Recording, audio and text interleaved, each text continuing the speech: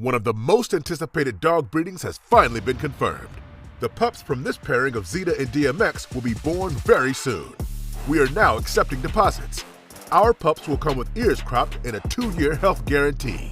Get ahead of the pack on purchasing a puppy by contacting NWA Cane Corsos on Instagram at NWA Cane Corsos. Call or text 479-326-1603 with any questions. A guard dog is your first line of defense. These will be the right pups for the job.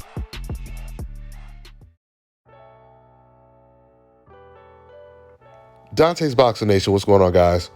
So I just did a video on Jermall Charlo and his possible return to the ring. Surprisingly, Jermall, he wasn't included on that PBC schedule that went all the way to June. There had been talks for quite some time that Jermall, he was going to actually fight around June. Well, Stephen Espinosa, he just recently came out, did an interview, and confirmed that they are planning on bringing Jermall Charlo back in June or July. Stephen said, I do expect Charlo to return, whether it's June or early July.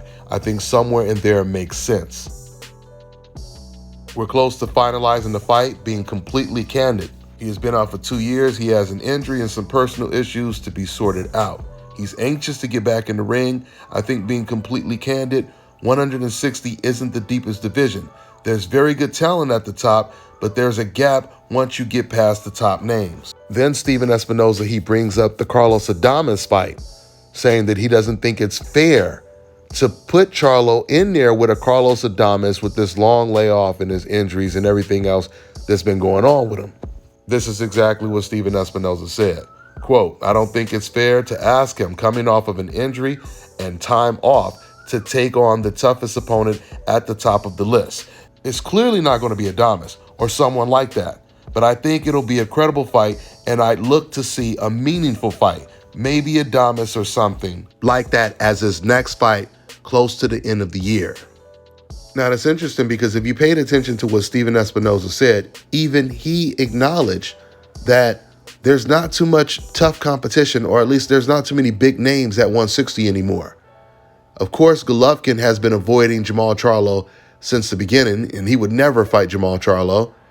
Jaime Munguia is Jermall Charlo's mandatory, and Charlo can't get him in the ring.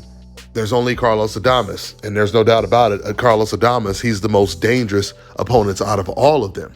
But I was truly expecting Jermall Charlo to move up to 168, just like Demetrius Andrade did, because that's where all the big fights are. In fact, Stephen Espinosa had did interviews previously where he said that we want to make Charlo versus David Benavidez.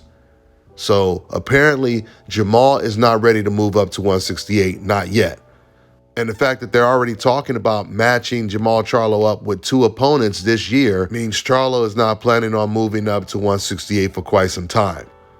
But the good news is Andrade has already moved up to 168, and he has made it very clear. Andrade said if he cannot get the Charlo fight, he wants the winner of Caleb Plant and David Benavidez. And I know when Andrade says that, he really wants those fights, because he had never publicly talked about fighting David Benavidez until he started to fight on PBC, which makes all the sense in the world. Even when fans kept asking him, you know, are you still chasing the Canelo fight? Do you still want the Canelo fight?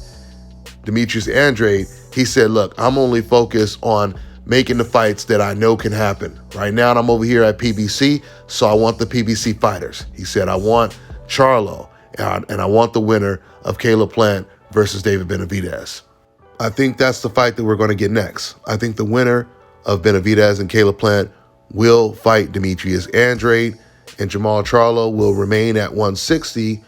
And I truly believe if David Benavidez and Andrade, if they end up fighting, or Caleb Plant and Andrade, if they end up fighting, this is going to cause Jermall Charlo's stock to just go down a little bit, because he's not going to be involved in any of the big fights that are happening at 168.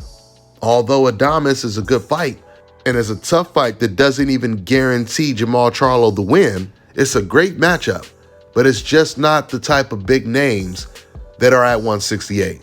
And if Jermall doesn't get into the mix soon, he's going to miss out on the party. That's all I got for now, guys. I'm on to the next one. All right, now check this out, guys. If you're looking to repair eczema scars, burns and bruises, dark spots and blemishes, the fever blisters, diabetic ulcers, this right here is the perfect product for you guys. It's called Elo Diki Face and Body Oil. Athletes and top-ranking boxers, they're also using it after training to reduce swelling, inflammation, and to ease the pain. So get yours today. Go to elodiki.com, like them on Facebook, and follow them on Instagram. Let me tell you guys about Issa Israel Law Firm. It is a full-service legal practice based in Denver, Colorado, an emerging hub for combat sports and high-altitude training. If you're a fighter inside or outside of the ring and you need a law firm you can trust to fight for you, visit thefighterfirm.com or email help@iilawfirm.com. Legal representation is usually limited to plaintiffs or defendants in Colorado, but iFirm can help anyone in the world with trademarking their business name, logos, and U.S. immigration issues. This brother has been my attorney for a while and helped guide me through all kinds of business and civil issues, so make sure you guys go to thefighterfirm.com.